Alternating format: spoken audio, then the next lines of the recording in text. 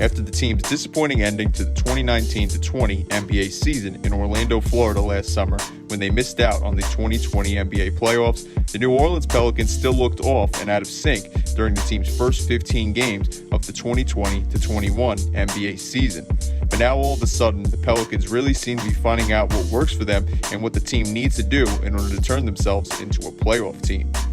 What's up guys, SCJ here, and if you enjoyed today's video, then make sure to give it a like as it helps out a lot, and if you're new to the channel and or enjoy the NBA, then make sure to hit that subscribe button and notification bell. So last season, the New Orleans Pelicans really turned into a talented young team after picking up players such as Lonzo Ball, Brandon Ingram, and Josh Hart from the Lakers in the Anthony Davis trade. But once Zion Williamson made his season debut for the Pelicans on January 22nd, 2020, the team took a big step forward and looked like they could make a run towards the Western Conference's 8th seed. Right when the Pelicans began to turn it on, the NBA season got suspended due to the pandemic, and when the Pelicans got to the NBA bubble in Orlando, Florida this previous summer, the team only won 2 of their 8 games at Disney World's Wide World of Sports, and they had to head back home to New Orleans and prepare for the 2020-21 NBA season. The Pelicans would make moves that they felt were necessary to improve the team, such as replacing head coach Alvin Gentry with Stan Van Gundy, as well as bringing in Bledsoe and Steven Adams via trades. It felt like things were really starting to look up in New Orleans. However, that didn't look to be the case after the team's first 15 games, as in their 15th game, the Pelicans would lose to the Western Conference's worst team, the Minnesota Timberwolves, and fall to a record of 5-10 on the season. However, ever since that loss, which occurred on January 23rd of this year, this Pelicans team has seemed to flip the script and really kick things into gear.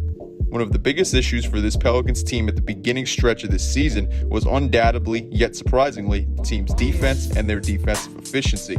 You would think with Steven Adams, Zion Williamson, and Lonzo Ball, who are all good defenders on this team, that this team would be fine on the defensive end.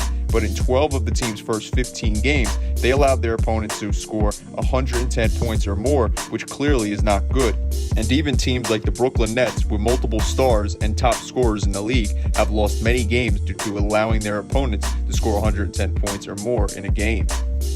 However, even in their 8 games ever since that loss to the Timberwolves, the Pelicans have still allowed teams to score 110 points or more in 4 of those 8 games. Yet they've won 2 of those 4 games that they've allowed a team to score over 110 points. And that reason has been the fact that the team is really starting to find their groove on offense, as well as their defense bending under pressure instead of breaking under pressure. Both of the Pelicans' losses over the last 8 games has been because they allowed their opponent to shoot a better field goal percentage than them. That might seem like an obvious stat, and that would be something that you would assume that teams that shoot better are of course going to win the game. But in the Pelicans' loss to the Timberwolves that I referenced earlier in this video, they shot better than the T-Wolves. In their loss to the Lakers on January 15th, they shot better than the Lakers. And on their loss to the other LA team, the Clippers, they just narrowly shot better than them as well. The big difference now is just how much more efficient the team has played lately, and it seems like that loss to Minnesota really woke them up. One major stat with the Pelicans comes with their plus-minus numbers, as they have the 10th best plus-minus rating as a team over their previous 10 games. In the team's first 15 games, where he participated in 12 of them, Lonzo Ball had a plus-minus rating of negative 0.8. Now all of a sudden, over the team's last 8 games, he has a plus-minus rating of 9.8. That's a huge step up. Over the team's first 15 games, where he played in every single one of them, the team's best scorer, Brandon Ingram, had a plus-minus rating of negative 3.9. Now he's put up plus-minus numbers of 8.9 over the team's last 8 games. I'm not going to sit here and do this for all players on the Pelicans roster, because I'm sure you get the idea, but let's look at their most important player last. Over the team's first 15 games, where he participated in 14 of them, Zion also had a putrid plus-minus rating of negative 3.4, despite putting up good numbers elsewhere. And over his last 8 games, he's put up a near 13-point improvement to his plus-minus rating, with a plus-minus rating of 9.9 over the past 8 games. Prior to last night's win over the Rockets, many people talked about how well Zion played over the Pelicans' then 3-game win streak. But now that they extended their win streak to 4 games with last night's win, let's look at his updated numbers. He's shooting 68% from the field, has accumulated a plus-minus of 92, or is averaging a plus-minus of 23 a game over the team's win streak, and he's also putting up 23.8 points, 5 rebounds, 5.8 assists, and 1.3 blocks, and has of course been a huge reason for this Pelicans win streak. Another reason he's been so huge for the Pelicans this season is something that isn't getting talked about enough, and that's just how good Zion has been in isolation this season. If I asked you to name me the player with the highest field goal percentage for shooting in terms of isolation, I doubt you'd guess Zion Williamson being in first place. But if you would have guessed Zion, then your guess would have been correct.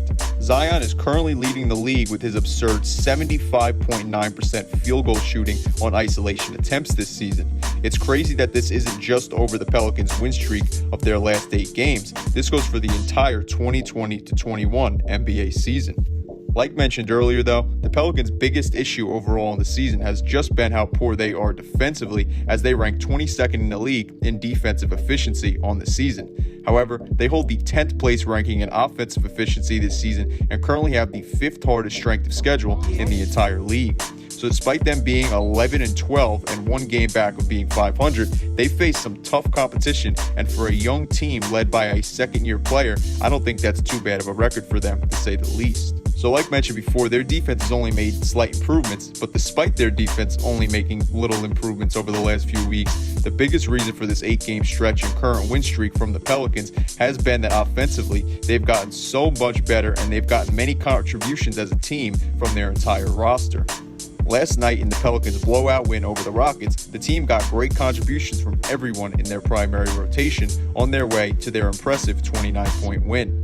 The Pelicans had 3 of their players score at least 20 points, with Ingram leading the way with his 22 points, Zion scoring 20 points, and Josh Hart adding in 20 points himself as well. Hart also made history last night, as his 20 points and 17 rebounds made him the first player with 20 points or more and 15 rebounds or more off the bench in the Pelicans franchise history. The Pelicans also got solid contributions from Lonzo Ball, Eric Bledsoe, Willie Hernangomez, and even their 2020 first-round draft pick, Kira Lewis Jr.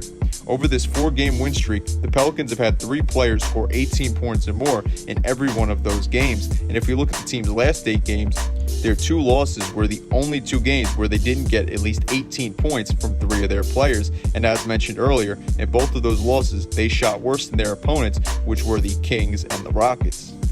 So the Pelicans are playing great basketball right now, and tonight they'll look to extend that win streak to 5 games as they'll face the Chicago Bulls in the second half of a back-to-back.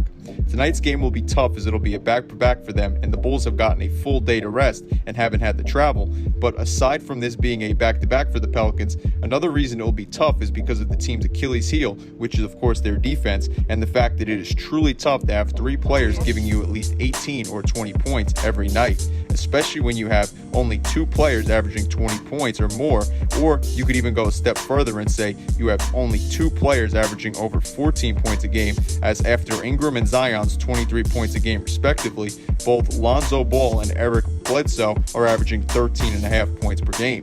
So this Pelicans team is currently in an interesting spot.